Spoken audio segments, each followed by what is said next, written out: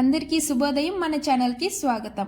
ఈరోజు భోగి, సంక్రాంతి, కనుమ పండుగ వచ్చేలోపు ప్రతి ఒక్కరూ తప్పకుండా తెలుసుకోవాల్సిన విషయాల గురించి తెలుసుకుందాం. ముందుగా మన వీడియోకి ఒక లైక్ చేసి మన ఛానల్ని ఇప్పుడే సబ్స్క్రైబ్ చేసుకోండి.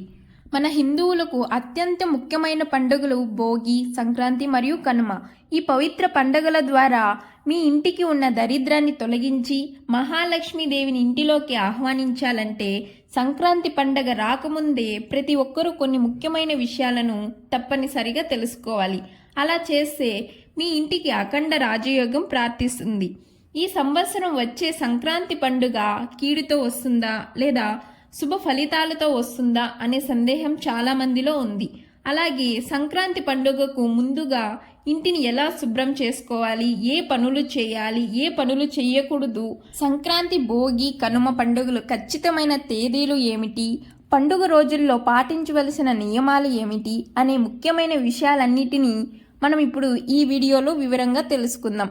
సంక్రాంతి పండుగతో ఉత్తరాయణ పుణ్యకాలం ప్రారంభమవుతుంది. ఉత్తరాయణ పుణ్యకాలాన్ని దేవతలకు అత్యంత ప్రీతికరమైన కాలంగా మన శాస్త్రాలు చెబుతున్నాయి. ఈ 2026వ సంవత్సరంలో జనవరి 14వ తేదీన బుధవారం నాడు భోగి పండుగ, జనవరి 15వ తేదీన మకర సంక్రాంతి, జనవరి 16వ తేదీన కనుమ పండుగ, జనవరి 17వ తేదీన ముక్కనుమను జరుపుకుంటాము.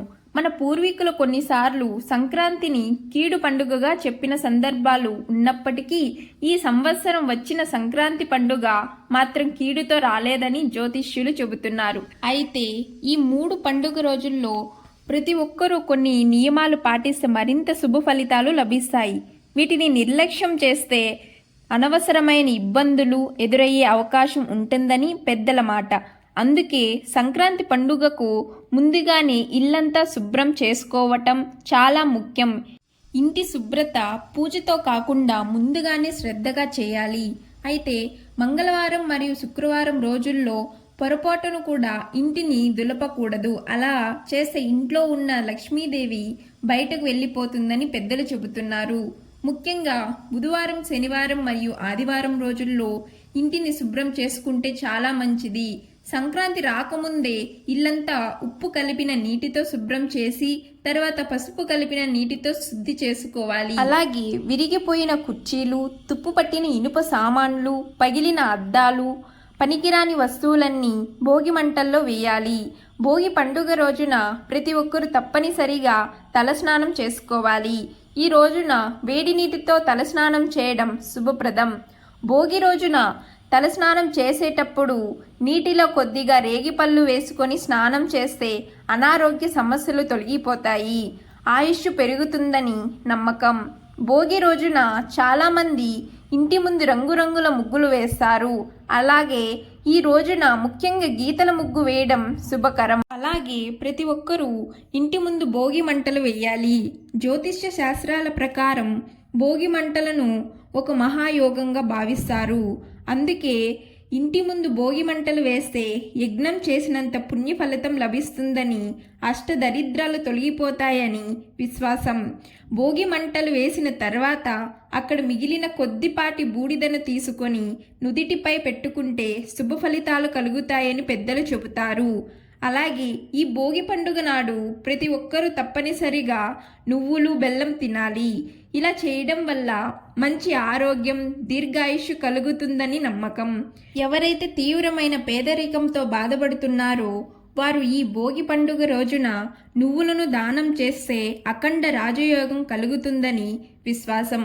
అంతేకాదు భోగి రోజున ఇంటి ముందు ముగ్గు వేసి ఆ ముగ్గుపై గొబ్బెమ్మలు పెట్టుకుంటే మహాలక్ష్మీదేవి వెంటనే ఇంట్లోకి ప్రవేశిస్తుందని శాస్త్రాలు చెబుతున్నాయి. దీనివల్ల సంవత్సరం మొత్తం ధనానికి లోటు లేకుండా భోగ భాగ్యాలతో జీవిస్తారు. గొబ్బెమ్మలు పెట్టలేని వారు ముగ్గుపై బంతిపూలు లేదా పసుపు పూలు ఉంచుకున్నా శుభ ఫలితాలు కలుగుతాయి. ముఖ్యంగా భోగి పండుగ రోజున చిన్నపిల్లలకు భోగి పళ్ళు పోయడం ఎంతో శుభప్రదం. 12 సంవత్సరాల లోపుగల చిన్నపిల్లలకు తప్పనిసరిగా భోగి పళ్ళు పోయాలి. ఈ రోజున చిన్నపిల్లలకు భోగి పళ్ళు పోస్తే అనారోగ్య సమస్యలు, నరదృష్టి దోషాలు తొలగిపోయి విష్ణుమూర్తి ఆశీర్వాదం కలుగుతుందని పెద్దలు చెబుతున్నారు.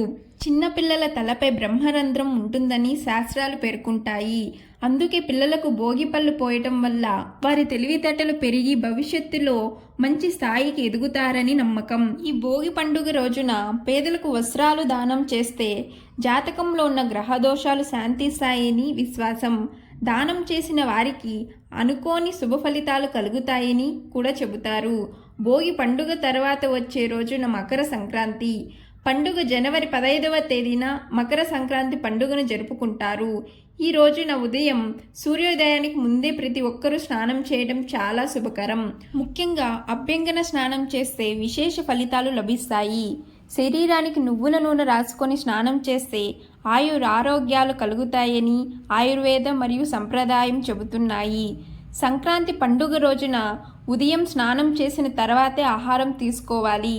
ఈ రోజున స్నానం చేయకుండా ఆహారం తీసుకోవటం శుభకరం కాదని పెద్దలు హెచ్చరిస్తున్నారు. అలాగే సంక్రాంతి నాడు నిల్వ ఉంచిన ఆహారాన్ని తినకూడదు. తాజా వంటకాలు మాత్రమే స్వీకరించడం మంచిది. సంక్రాంతి రోజున ఏ పని చేసినా చేయకపోయినా ప్రతి ఒక్కరూ తప్పనిసరిగా సూర్య భగవానుడికి నమస్కారం చేయాలి. సూర్యుడికి నీటితో ఆజ్యం సమర్పించి భక్తితో నమస్కారం చేస్తే సంవత్సరం మొత్తం ధనలాభం కలిగి కార్యసిద్ధి జరుగుతుందని విశ్వాసం.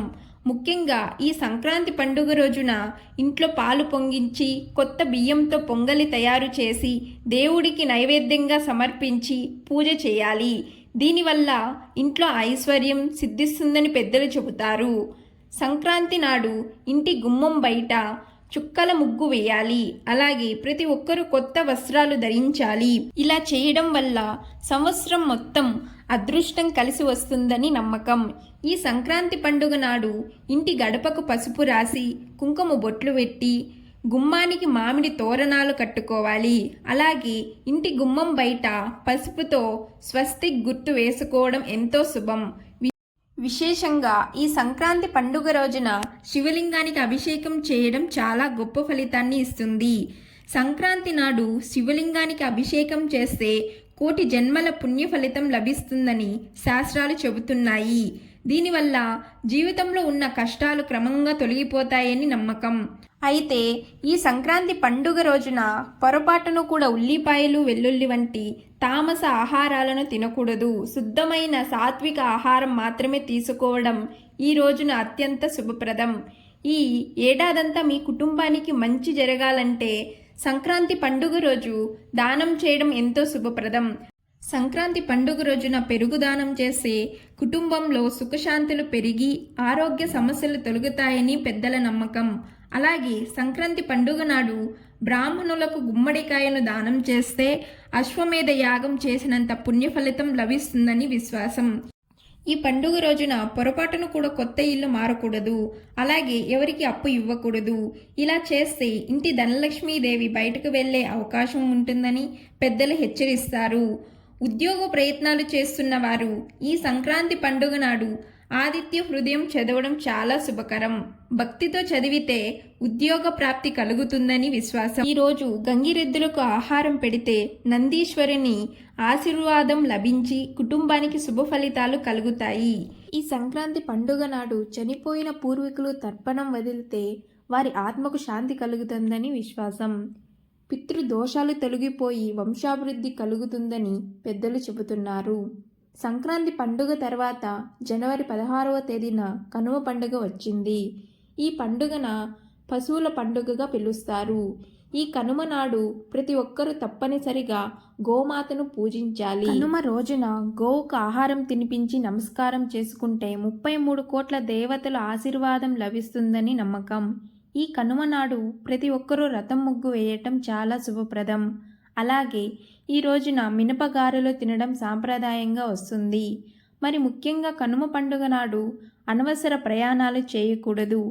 కనుమ రోజున ప్రయాణాలు చేస్తే ఆటంకాలు లేదా ప్రమాదాలు సంభవించే అవకాశం ఉంటుందని పెద్దల హెచ్చరిక. ప్రత్యేకంగా ఈ కనుమ నాడు మన పూర్వీకులు భూమికి సమీపంగా వస్తారని ఒక విశ్వాసం ఉంది. కాబట్టి ఈ రోజున చనిపోయిన మీ పెద్దలను తలుచుకుంటూ వారికి ఇష్టమైన ఆహారాన్ని సిద్ధం చేసి సమర్పించాలి. మన పూర్వీకులు కాకి రూపంలో ఇంటి చుట్టూ తిరుగుతారని పెద్దలు చెబుతారు. అందువల్ల ఇంటి ముందుకు వచ్చిన కాకికి ఆహారం వేయటం చాలా శుభం. ఇలా చేస్తే పూర్వీకులు సంతోషిస్తారని నమ్మకం. ముఖ్యంగా ఈ కనుమ నాడు మీ పూర్వీకుల చిత్రపటం ముందు దీపం వెలిగించి గారెలు మరియు వారికి ఇష్టమైన ఆహారంతో నైవేద్యం సమర్పించండి. ఇది కుటుంబానికి శాంతి, ఐక్యతను ఇస్తుంది. అలాగే సంక్రాంతి పండుగ సమయంలో ఇంట్లో బొమ్మల కొలువు నిర్వహిస్తే చాలా శుభకరంగా భావిస్తారు. బొమ్మల కొలువు వలన ఇంట్లో సానుకూల శక్తి పెరిగి సౌభాగ్యం నిలిచిపోతుందని సాంప్రదాయ విశ్వాసం. భోగి, సంక్రాంతి, కనుమ పండుగలు కేవలం పండుగలే కాదు, మన జీవితాన్ని శివమార్గంలో నడిపించే పవిత్రమైన అవకాశాలు. ఈ 3 రోజులు శ్రద్ధగా, నియమాలతో పాటిస్తే ఇంట్లో ఉన్న ప్రతికూల శక్తులు తొలగిపోయి లక్ష్మీదేవి కృప శాశ్వతంగా నడుస్తుంది. పూర్వీకుల ఆశీర్వాదం, దేవతల అనుగ్రహం, కుటుంబ సభ్యుల ఆరోగ్యం అన్నీ ఒకేసారి కలిసి వస్తాయి. ఈ సంక్రాంతి పండుగను నిర్లక్ష్యం చేయకుండా శుద్ధి, దానం, పూజలతో స్వాగతిస్తే ఈ ఏడాదంతా మీ జీవితంలో శుభకార్యాలు జరుగుతూనే ఉంటాయి. ఇంట్లో శుభశాంతులు, ధన వృద్ధి, ఉద్యోగ, వ్యాపార విజయాలు తప్పకుండా కలుగుతాయి. ఈ పవిత్రమైన నియమాలను మీ కుటుంబ సభ్యులతో, స్నేహితులతో తప్పకుండా పంచుకోండి. ఎందుకంటే మంచి విషయాలు పంచుకుంటే మరింత శుభ ఫలితాలు కలుగుతాయి. ఈ సంక్రాంతి మీ ఇంటికి అఖండ రాజయోగం తీసుకురావాలని మనస్ఫూర్తిగా కోరుకుంటున్నాను. తప్పకుండా ఈ వీడియోకు ఒక లైక్ చేసి మీ యొక్క సహకారాన్ని మాకు అందించండి. మీకు, మీ కుటుంబ సభ్యులందరికీ సంక్రాంతి శుభాకాంక్షలు.